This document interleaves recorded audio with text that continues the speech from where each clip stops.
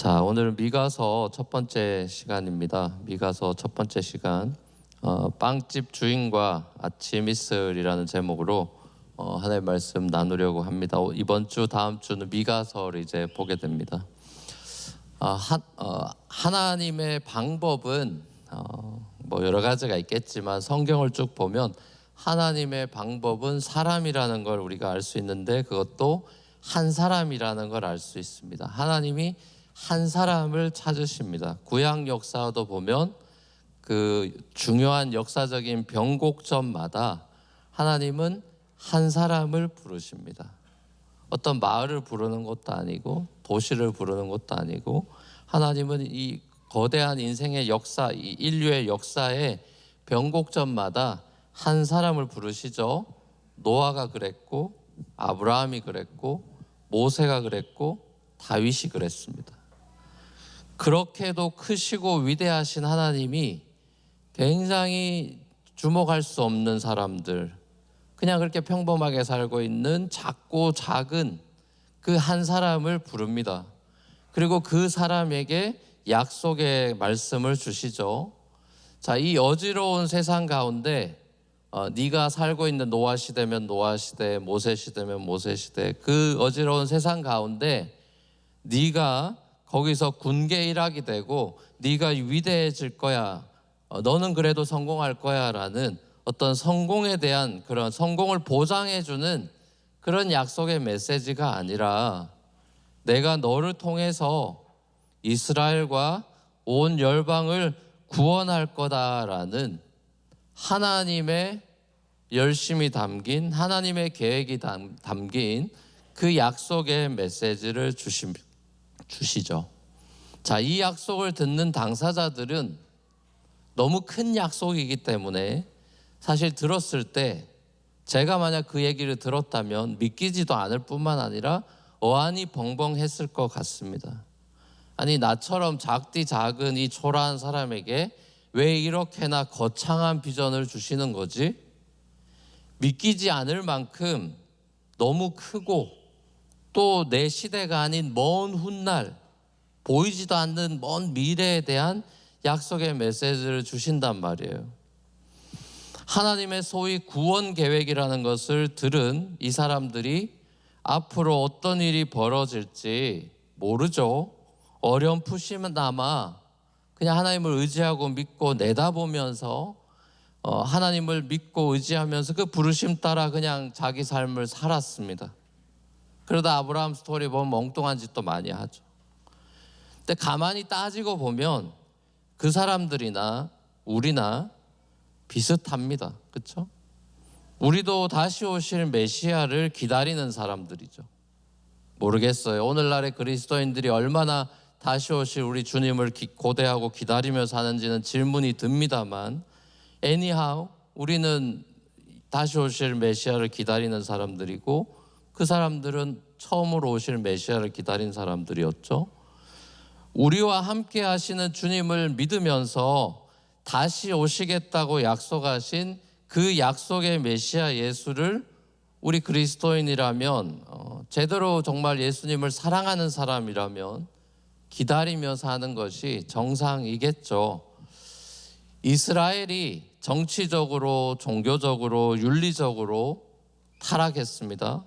말 그대로 총체적인 나라의 난국에 처해 있는 이런 국가적인 위기 상황 속에서, 답이 없는 이 내셔널 크라이시스 속에서 시골 사람인 아모스란 사람이 선지자로 부름받아서 활동하는 것을 우리가 지난 2주간 살펴봤죠.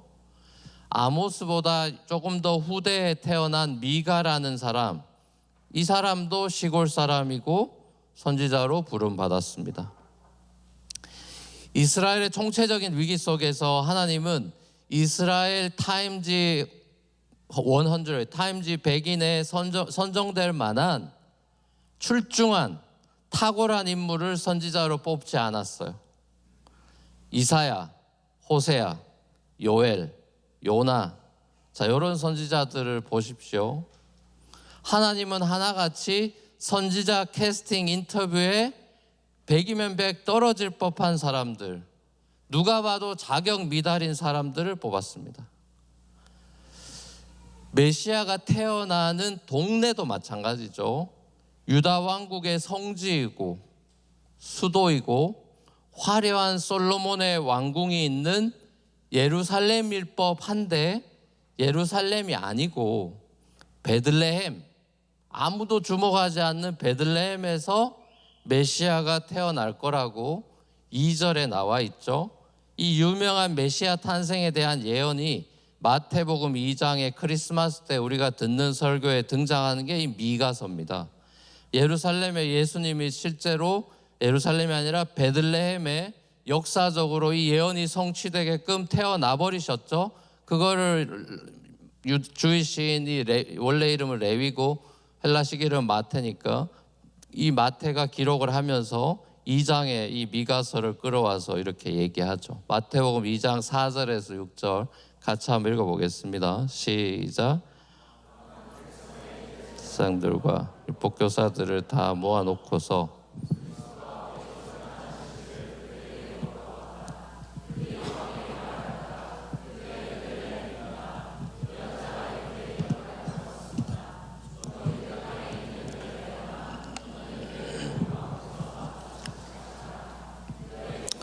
자가 나올 것이니 그가 내 백성 다스릴 것이다. 아멘. 네.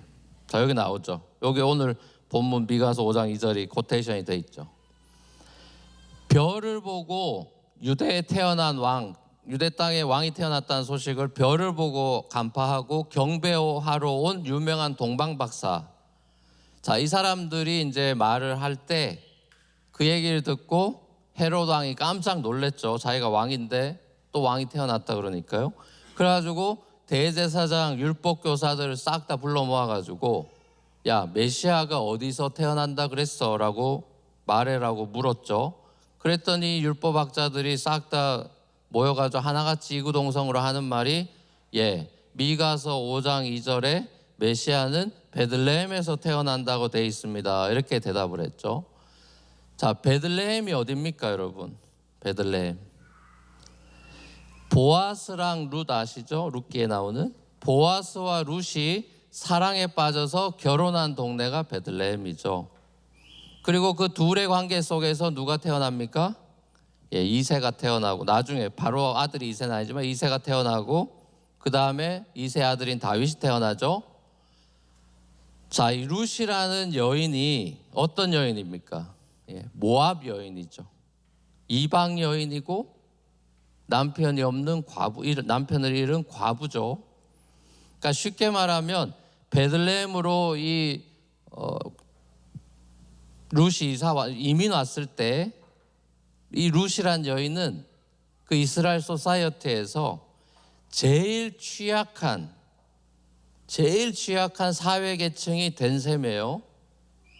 혈통도 다른 이스라엘 사람이 아닌 그런 이방인인데다가 여자고 과부예요. 완전히 세상적으로는 밑바닥입니다. 가장 연약한 이 룻이라는 여인을 통해서 이새가 오고 다윗이 오고 메시아 예수가 오는 거죠. 여러분, 베들레헴이라는 이름, 이 고장의 이름의 뜻은 아마 여러분 아실 거예요. 원래 벳레헴 이렇게 돼요. 벳이란 건 집이란 뜻이고, 그래서 벳엘 뭐 이렇게 되잖아요. 벳레헴, 레헴이라는 게 빵이라는 소리예요. 그러니까 벳레헴이라는 거는 빵집이라는 소리입니다. House of Bread.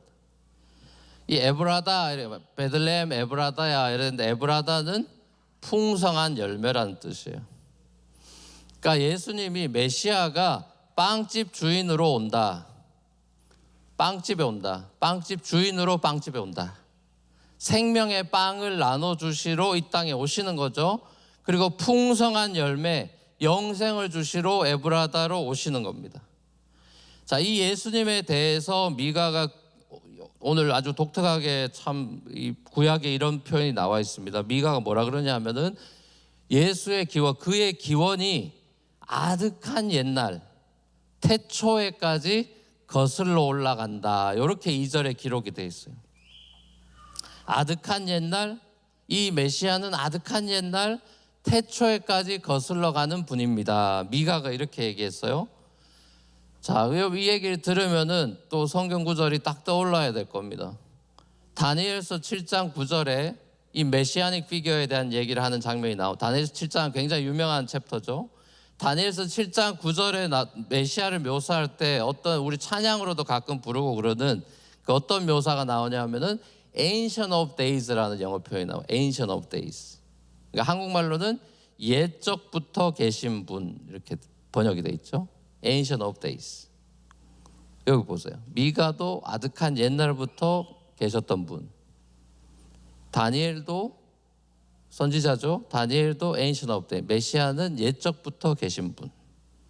자, 또 이렇게 하면 신약으로 쫙 넘어오면 또 연결이 될 겁니다. 요한복음 1장 1절에 요한이 요한복음을 선포할 때 뭐라 그러죠? 이분은 태초부터 하나님과 함께 계셨던 말씀이다. 그렇죠? 예수님이 태초부터 계셨다, 이렇게 돼 있는 거예요. 자, 하나님이 미가 선지자에게 장차 오실 메시아에 대한 예언을 입에 담아 주시면서 메시아의 통치로 인해서 이스라엘에 평화가 올 거다. 그리고 이스라엘은 승리하는 나라가 될 거다. 이렇게 선포합니다. 평화란 얘기를 했어요. 근데 이제 이 미가랑 동시대 남유다 선지자가 이사야입니다. 그 유명한 이사야. 자, 이사야는 이 메시아를 우리가 잘 알다시피 뭐라고 표현합니까? Prince of Peace 이렇게 얘기하죠. 이사야서 9장에서, 그죠? 자, 같은 맥락이에요. 같은 동시대 선지자다 보니까 이 Prince of Peace, 피스를 가져오는 분으로 개념이 있어요. 자, 근데 이 미가는 이 메시아가 어떤 피겨냐? 목자로서의 왕이다, 이렇게 얘기해요. 서서 그의 때를 먹일 것이다, 이렇게 얘기합니다. 새 번역은 그렇게 돼 있는데 옛날 개역 개정 번역에는 뭐라고 돼 있냐면은 서서 목축하니 이래 돼 있어요. 장차 다윗처럼 장차 오실 메시아는 목자다. 목자로서의 왕의 이미지다. 셰퍼드 킹이라는 거예요. 셰퍼드 킹. 그런 피겨다. 자, 근데 재밌죠. 요한복음에도 보면요, 예수님이 스스로를 뭐라 그럽니까? I'm a good shepherd. 그러죠.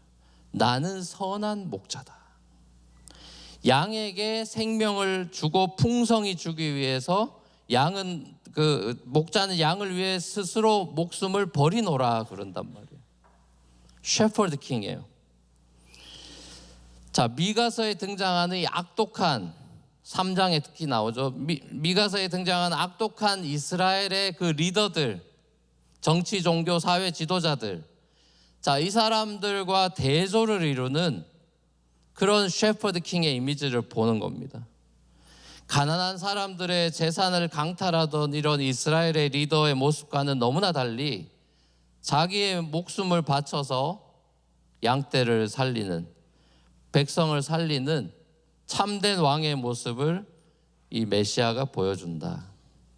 미가 선지자가 활동할 당시에 유대와 예루살렘은 어떤 상태였냐면은 빈부격차가 굉장히 심했습니다. 원래도 빈부격차가 점점 이제 이 기득권층이 다 이제 막 종도 많이 쓰고 이러면서 빈부격차가 굉장히 심했는데 북이스라엘이 망해버렸죠. 북이스라엘이 강대국 아시리아가 쳐들어와서 망해버려가지고 전쟁통에 이 사람들이, 북이스라엘에 있는 사람들이 집을 다 잃어버리고 가족도 잃어버려가지고 이 사람들이 갈 데가 없어가지고 난민이 돼가지고 남쪽으로 가서 살아야 되겠다 이래가지고 남유다로 다 내려오는 겁니다.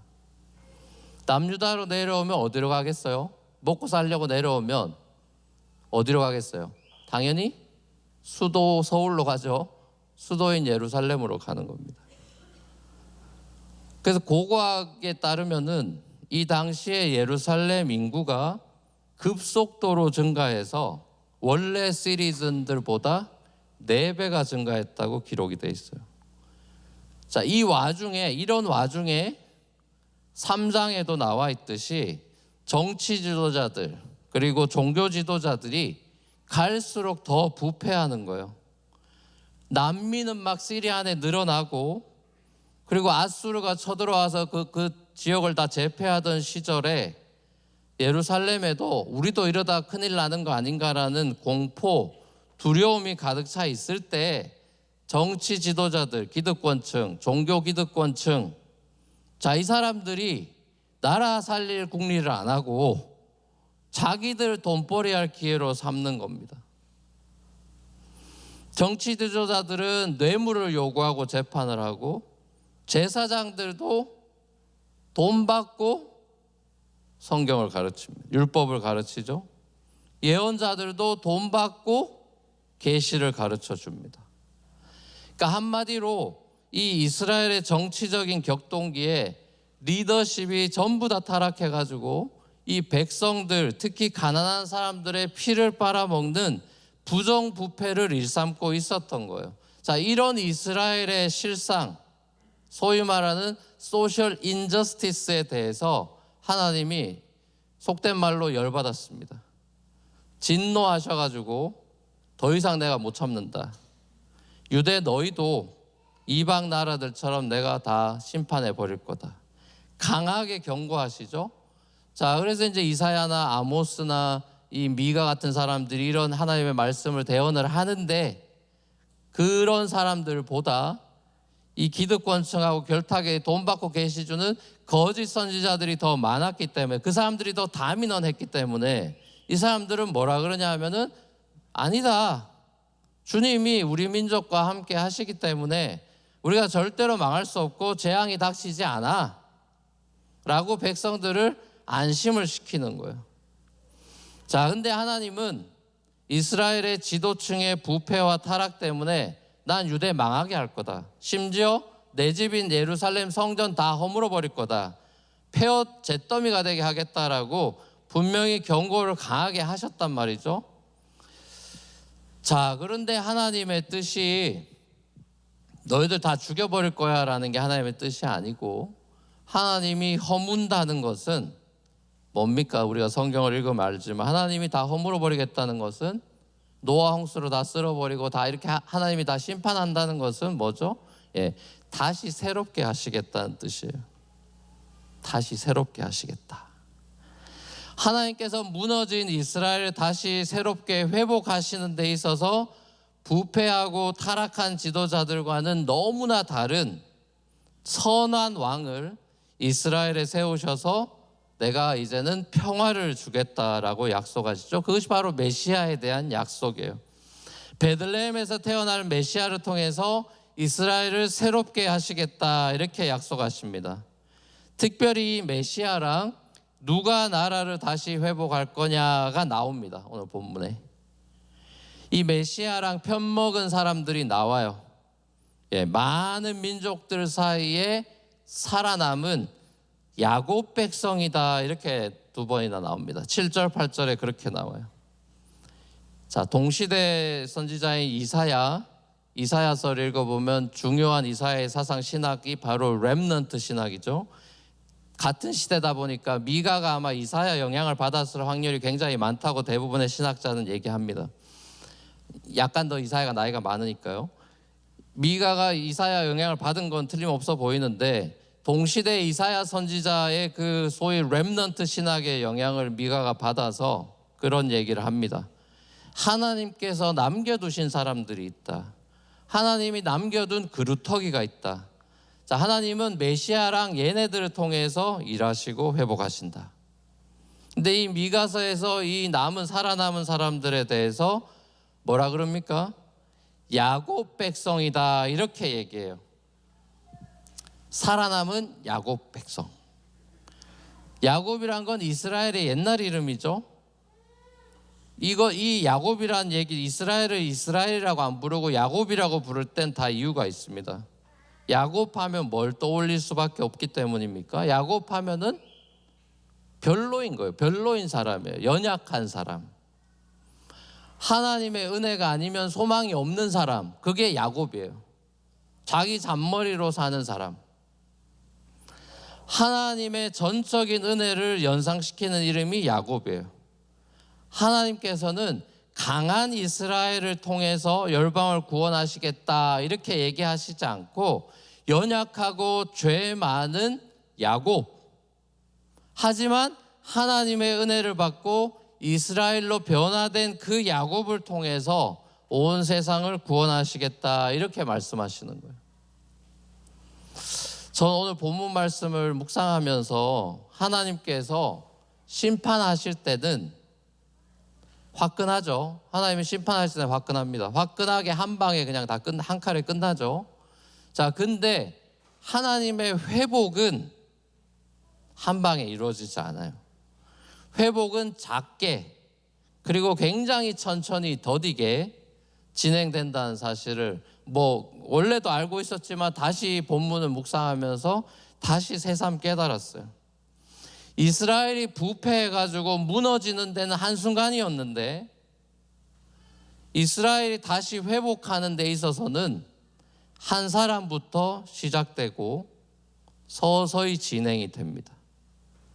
자, 이게 이제 하나님의 방식이라는 것을 우리가 성경을 통해서 깨닫게 되죠. 아담 범죄 사건도 마찬가지고 노아 홍수, 소돔 고모라 심판, 이스라엘 멸망, 하나님이 오래오래 참다가 한 방에 끝내버리죠. 자, 근데 하나님의 회복이라는 것은 아무도 주목하지 않는 예상치 못한 변방에서부터 작게 그리고 아주 서서히 시작이 됩니다. 이게 천국운동의 특징이에요. 그래서 천국운동은 겨자씨 운동이고 누룩 운동이라고 예수님이 얘기하시는 거예요. 오늘 본문에서 살아남은 야곱 백성의 이미지를 주님께서 내려주시는 아침 이슬이다, 푸성기 위에 내리는 비다, 옛날 번역엔 담비다, 이렇게 묘사가 되어 있는데, 자, 이것도 이런 맥락, 비슷한 맥락에서 해석할 수 있는데요. 자, 이스라엘이 여러분 잘 알다시피 이스라엘 땅은 늘 물이 부족한 땅입니다. 땅이 쩍쩍 갈라지는 땅이에요. 농경과 목축으로 살아야 되는 이 이스라엘에게 이슬이라든지 비라든지 이거는 절대적인 조건이에요. 자, 근데 이 이슬이나 비는 옛날이나 지금이나 사람이 컨시스턴트하게 돈 억수로 들이면 하루 정도 구름 만들어 비 내릴 수 있는 그 정도의 과학은 지금은 되는 것 같은데 매일 비를 폭포수 같이 내릴 수는 없어요. 우리 현대 과학으로는 앞으로도 영원히 안 될 것 같고요. 이슬이나 비는 옛날이나 지금이나 사람이 컨시스턴트하게 만들 수 있는 게 아니죠. 말 그대로 천연 자원이에요. 하나님께서 이스라엘에 이슬을 주시고 담비를 주셔야 되는 거죠. 이슬과 담비는 철저하게 하나님께만 달린 겁니다. 그러니까 이거는 이스라엘의 운명, 내셔널 운명 자체가 하나님께만 달려있다, 그 소리죠. 이스라엘이 하나님께만 철저히 의지해야만 평화를 누릴 수 있는 그런 운명이기 때문에 7절 말씀 하반절에 나오듯이 회복된 이스라엘은 더 이상 사람을 의지하거나 인생을 기다리지 않을 것입니다. 그래 돼 있죠. 회복된 이스라엘이 그럼 누굽니까? 여기 약속에 나오는 이 메시아를 통해 살아남은 야곱 백성, 회복된 이스라엘이 누구죠? 네, 저와 여러분입니다.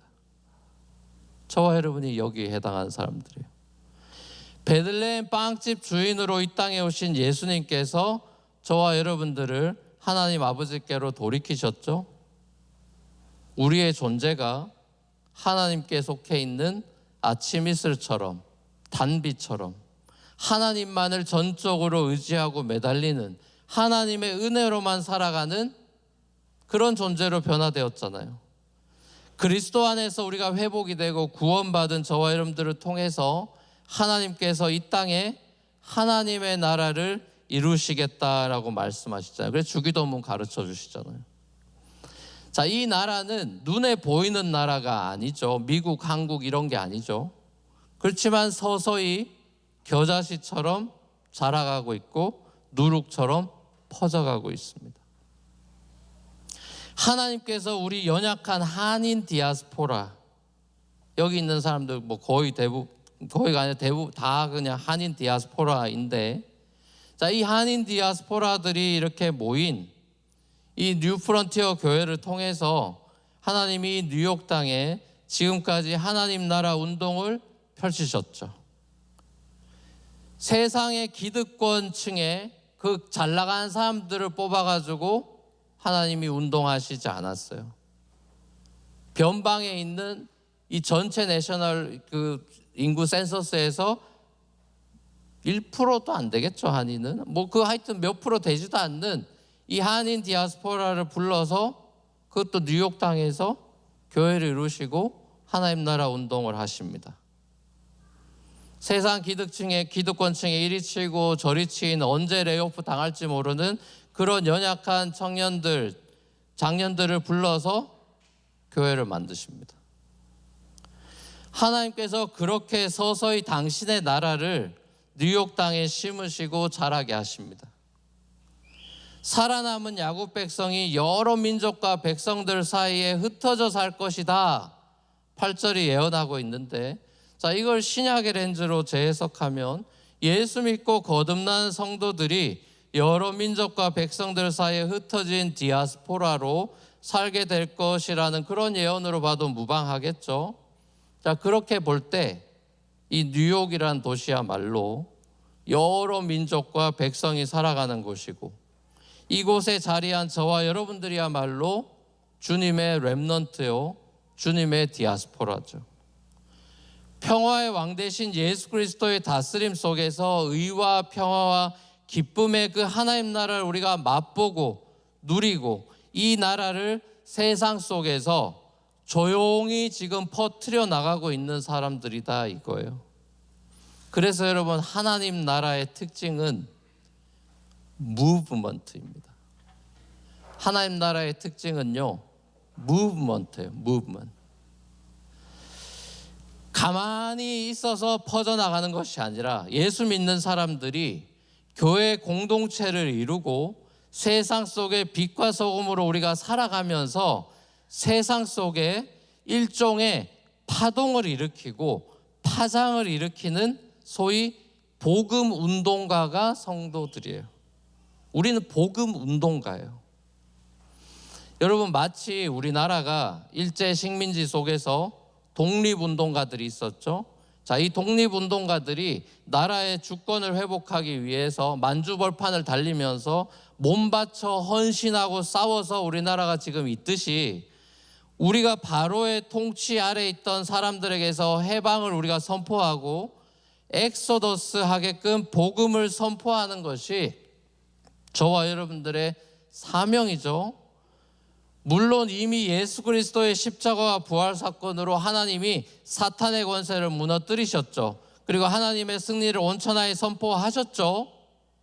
그리고 이제 하나님 나라가 완성된 그 새하늘과 새 땅이 올 때 그걸 기다리고 있는데, 그 완성된 나라가 올 때까지 우리는 여전히 죄와 사망에 사로잡힌 그 사람들에게 복음이 주는 이 참 자유와 해방을 선포하면서 이 새로운 생명의 삶이 있다는 것을, 영원한 삶이 있다는 것을 소개해야 되는 책임을 가지고 있는 하나님 나라의 복음 운동가들이란 말이에요. 운동하는 사람들이라고요. 하나님 나라의 운동권이에요, 이거. 이거 여러분 싫어하죠, 여러분? 이거 싫어하죠? 제가 대학 다닐 때, 저는 대학교 딱 들어갔더니 선배들이 다 이거 하고 있었어요. 막 화염병 날라다니고 난리죠. 전 그런 걸 주장하는 게 아니라, 근데 저는 거기서 굉장한 임프레션을 받았어요. 총핵사 학생회장이 도서관 앞에서 전국 대학생들 다 모여가지고 이제 집회를 하는데, 띠 두르고요, 총학생회장이 피를 토하면서 나라 바꿔야 된다고, 김모모 정권 물러가라 막 이러면서 이 손을 하는데, 손을 그냥 이거는 애들 장난치는 거고요. 운동권은 이렇게 하지 않습니다. 이건 팔운동이죠. 어떻게 하느냐, 이렇게 합니다. 이렇게. 제가 대학교 신입생으로 가가지고 이 피를 거꾸로 토하고 있는 이 선배를 보면서, 와, 저 양반 뭐지? 충격을 먹었어요. 야, 내가 예수 믿는 사람 크리스찬으로서 내가 정말 세상 하나님이 바꾸시고자 하는 세상에 대해서 내가 저런 열정이 있나? 충격 먹었어요. 하나님 나라와 복음에 대한 저희가 운동가들, 폭력이나 이런 걸 얘기하는 게 아니라 예수님의 방식의 예수님도 운동가였죠. 사람 모아가지고 자기 사역하시고 교회 만드시고 그게 다 무브먼트란 말이에요. 무브먼트가 일어나게 하는 거예요. 이거는 작은 스케일에서 시작할 수 있는 겁니다. 그 많은 사람들이 주위에 있죠. 환경운동가도 있고 시민운동 단체 만들어서 하는 시민운동가들도 있고 운동가들이 많죠. 교회도 운동가들이란 말이에요. 뭐 러브쉐어링 팀이 있겠죠. 노숙자 문제를 러브쉐어링 팀이 해결 못하죠. 무브먼트를 일으키는 거예요. 사람들에게 알리는 거예요. 이게 문제가 있습니다. 이거 우리가 케어해야 될 문제입니다. 북한 중보기도 팀이 있죠. 우리 교회 있잖아요. 그 사람들이 북한을 위해 통일을 위해 기도하죠. 젊은 사람들 통일 관심 없다 그러지만 관심 있는 사람들이 알리고 무브먼트를 일으키는 거예요. 탈북한 청년들 둘이 지금 미국에 와 있어서 오후 예배 2명 자매 대학생 친구들이 오는데 그런 사람들을 케어하는 거예요. 이거 다 무브먼트예요. 준비하는 거예요. 하나님이 하실 일을 준비하는 거예요. 필라 단기 선교팀이 좋은 얘기했죠. 그 도시를 이태호 목사님 혼자 우리 단기 팀들이 그 도시 전체를 못 바꾸죠. 시장도 못 바꾸는 걸 어떻게 바꿉니까? 그러나 그런 패배의식을 가지고 이건 뭐 우리 한다고 바꿀 수 있어? 그런 무브먼트가 일어나지 않아요. 왜냐하면 본인 안에 패배감이 있기 때문에. 하나님의 운동은 겨자씨 같다니까요. 누룩 같다니까요. 눈에도 잘 안 보입니다.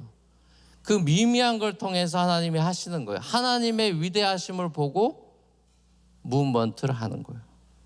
그게 신앙생활이고 믿음이에요. 믿음은 겨자씨만 있어도 산을 옮긴다잖아요. 그런 게 무브먼트라니까요. 한 달에 한 번 가는 뭐 파더살 숲키친 이런 것도 있고 직장에서 신우회 만들어서 기도하는 모임이 될 수도 있고 교회를 위해 기도하는 우리 한시의 중보기도팀 모여서 하는 그런 것이 될 수도 있고 유튜브 해가지고 복음을 전파하는 그런 것도 좋은 예일 수도 있고 저희가 이제 또 틱톡의 스타가 됐지 않습니까, 여러분?